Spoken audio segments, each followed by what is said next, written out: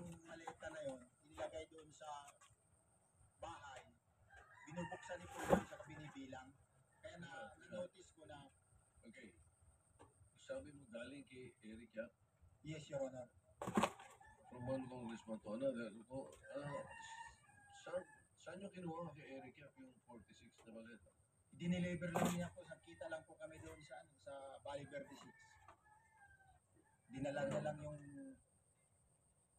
mga maleta na yun sa Valley Verde 6 during the time.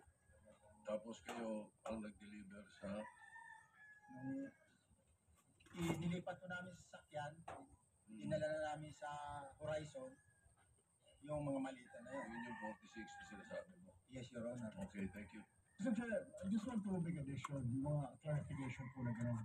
Kasi po sa Kongreso, siguro alam din po ito ni Congressman Senator Dante Marcoleta, magkasama po kami. Pero siya po yung bilihan ng budget sa Congress. Opo,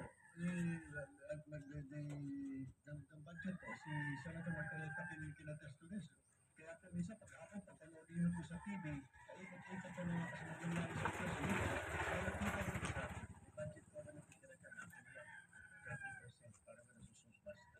Yung pa pagkakaalam, Mr. Chair.